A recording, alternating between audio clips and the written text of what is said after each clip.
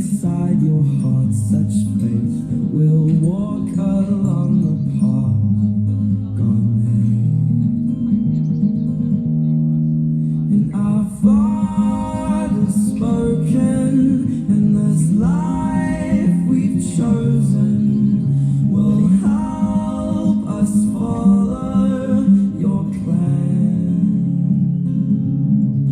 And I can't profess that I understand it, but I see me holding your hand.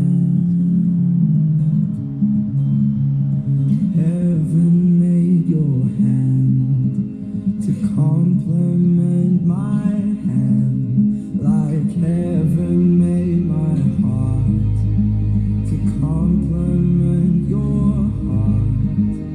Heaven gave you love to complement my love, so one day we will love the way that God intended for us. Make these hearts entwine with yours, Jesus, lead the way. What we've seen, all that we've learned, built up to this day.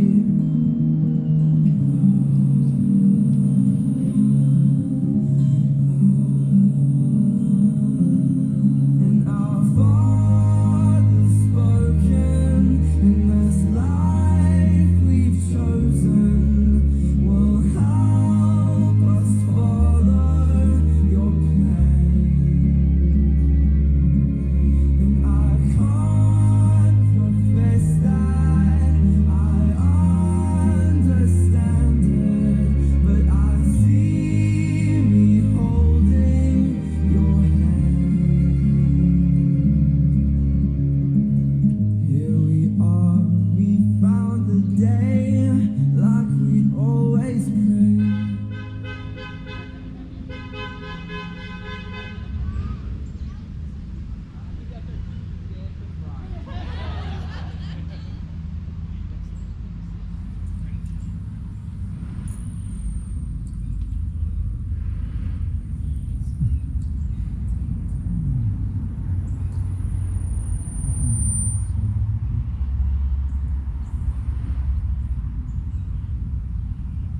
I love you,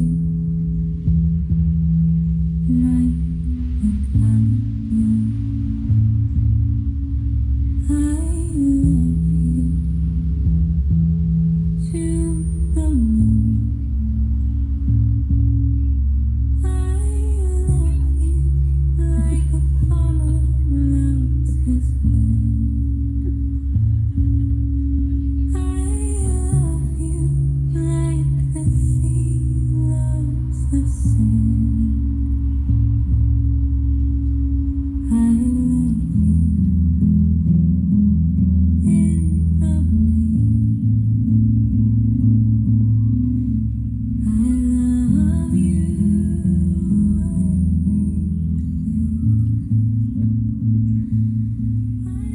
every day.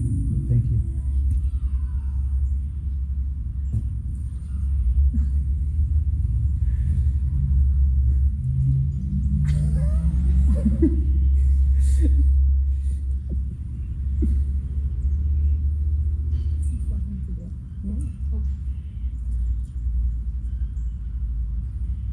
All right, this is going to be the early moment. So I'm going to step to the side here. We're going to get the train all figured out. And you can grab your phones, and we'll give you like 10 seconds. Like a little 10-second calendar. Yeah. Take all the photos you want. Will and Skylar. Yeah.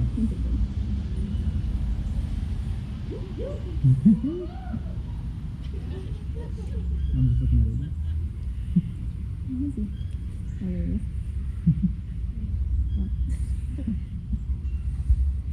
All right, I think that sounds great. Okay, I'm going to take my place now.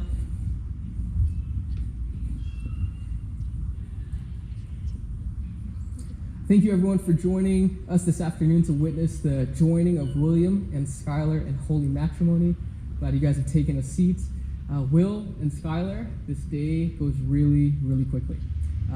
This day has been like sprinting all morning. I saw the first agenda at 9 a.m. on the list of things to do. But no one knows more than two of you how much has gone into this moment right here. From the first time you guys seen each other, the first dates, the texts, the Bible studies, the wondering what he's thinking, is she going to be free Friday night? All of you know, all of them, you two know more than anyone, all of the moments that have led up to this exact moment. So for the rest of the day, we know that you'll be 100% locked on each other, and that is our expectation of you. But we want to take a brief moment for you to just turn and see all of your friends and family, and see and witness all of the support that you have. Feel free to face your friends and family. Thank you.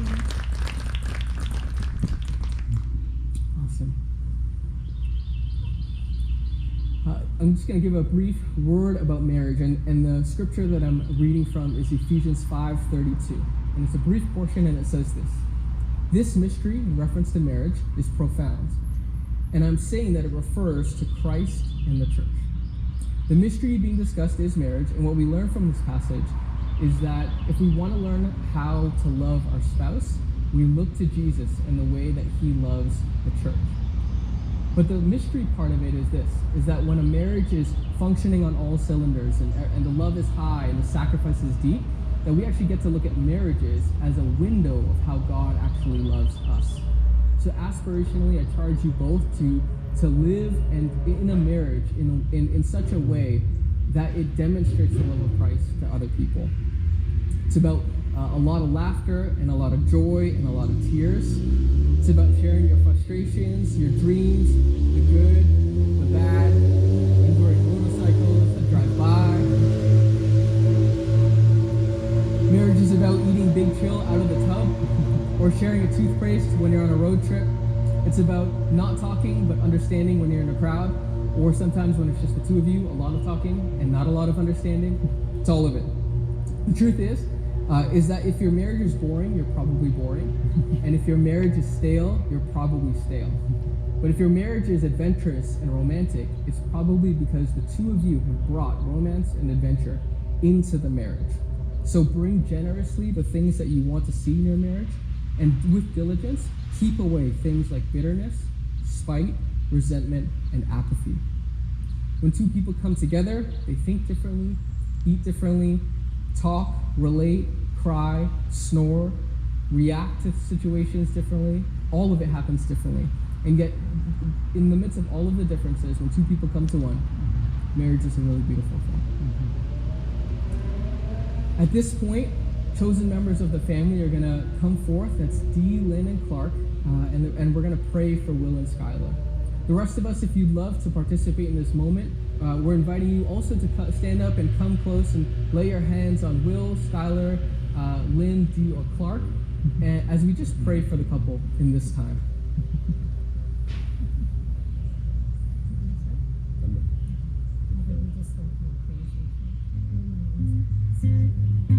Perfect love casts out fear. Why should I ever be afraid? And I know that you will always be right next to me. Still, my vision's kind of blurry. Sometimes I can see your vision. Even in the darkest night, you'll always be there. Oh, it's when I trust you, do the thing that I was made to do, live a life that's fully resting.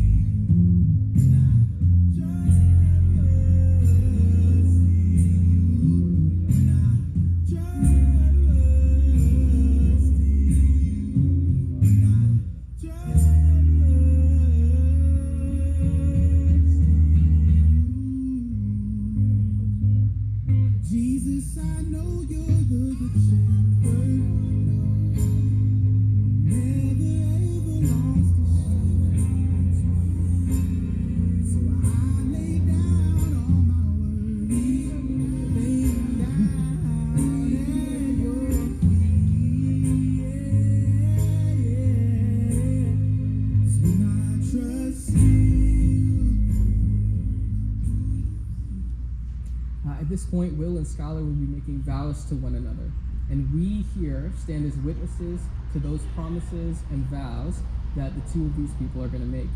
We stand as your community to encourage you and remind you of these promises as you live your marriage forward.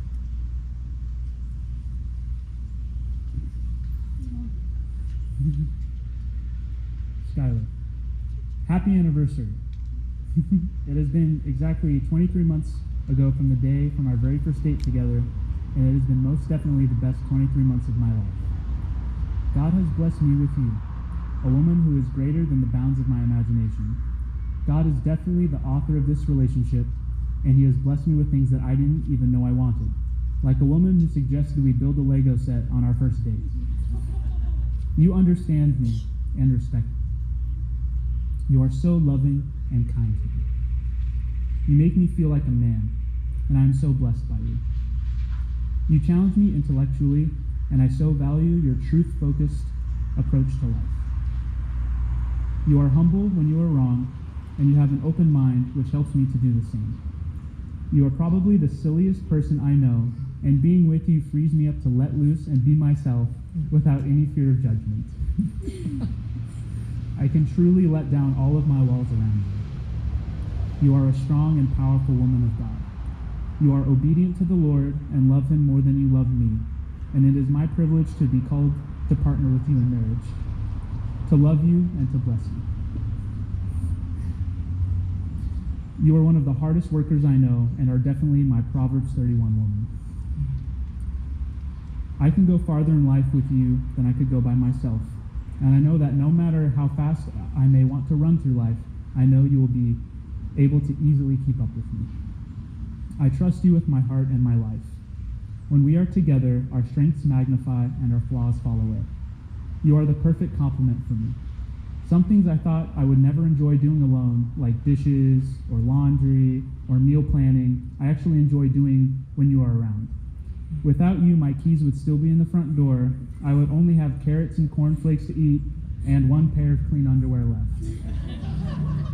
It's not good for a man to be alone, so I'm glad I get to trade my life living in squalor with a life living with Skylar. God has somehow simultaneously given me a woman I want to be with and truly need to be with, a combination that fills my heart with excitement and gratitude. You do not owe me anything in this marriage. I love you, and I promise to love you and give myself for you every day of my life. I desire to exercise biblical Christ-honoring headship in our marriage, leading you and serving you as Christ does the church. I vow to lead in intimacy. You have access to parts of my heart that no one will ever have access to. Those are only for you. I prioritize this relationship above all others. I promise to call you out when you are being logically illogical. I will also do home improvement jobs in a timely manner, take care of any bugs that get into the house, and open jars and carry things that you need help with. I promise to support you when you need to make tough life decisions, and I'll do my best to give you my input only when you want it. I might need some grace on that one. I vow to take better care of my body as it is now yours as well, and I will not treat you as mine, but rather as myself.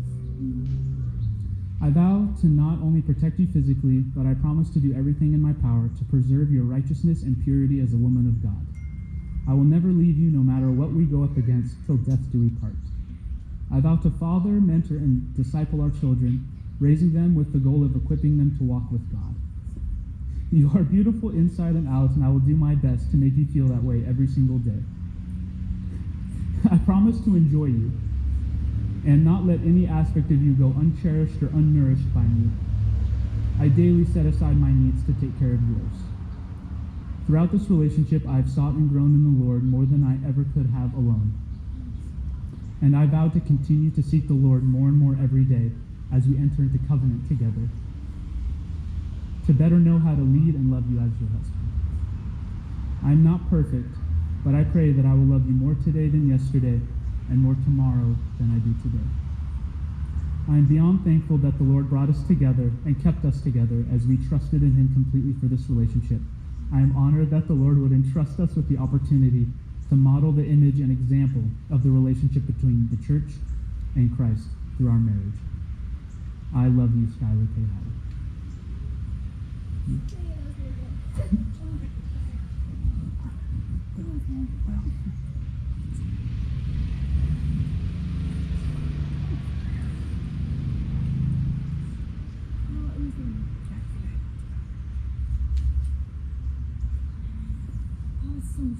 Okay. William, can you hear me? Can you hear me? Okay. It's no secret that I'm a planner. Here's what's okay. I have my to-do list assigned to days of the week, and you'll plan all our dinners. And I even gave you a page limit for our vows so I could know that ours would be the same length. 12-point font, Times New Roman, double-spaced 2 pages, 1-inch margins just in case anyone was curious. And I made that. I know, and I didn't. Okay. To be honest, I'm an over-planner. There. Finally admitted it in front of a lot of people. But in all my planning, and all my determination to predict my life, you were the one thing I never saw coming. Dang. In a true fatherly way. God knew I needed you well before I did. Where I lack, you overflow.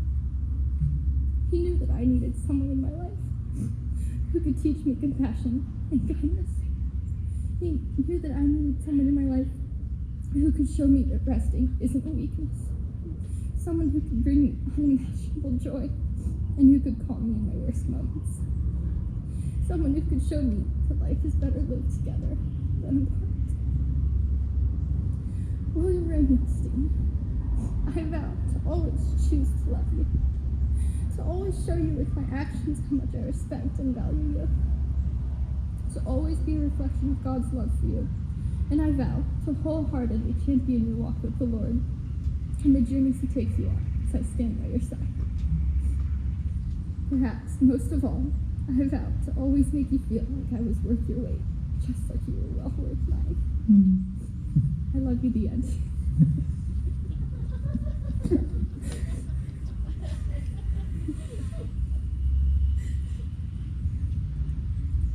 The rings that will now be exchanged have no magic or special powers.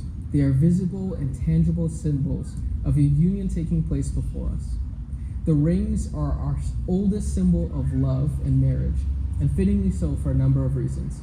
Like the love they symbolize, the rings have been forged by precious metal and have been shaped and tested by fire. Like the love they symbolizes, the rings have no beginning or end, and they encircle the wearers gently and without breaking. They symbolize William and Skylar's lifelong commitment and devotion, and we use it to represent lasting devotion and the unending covenant you will make with God and one another. Yes, ma'am?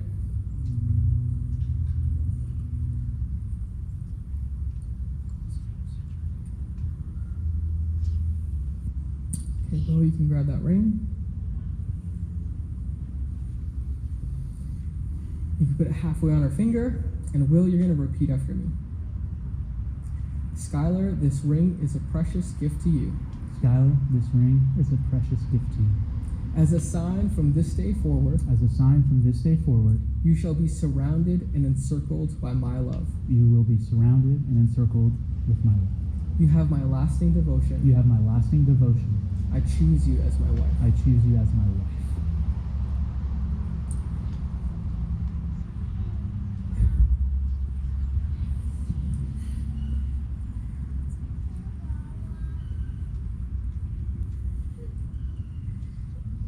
William, this ring is a token of my endless and abiding love.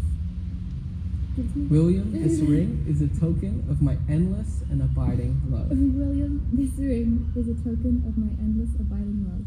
Just as this circle is without end, just like this circle is without end, my love and commitment to you is eternal. My love and commitment to you is eternal.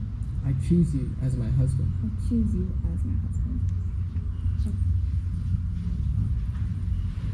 And without further ado, William, you may kiss your bride. It is my privilege as the marriage officer in the sight of God to introduce for the first time William and Skylar Mulestein.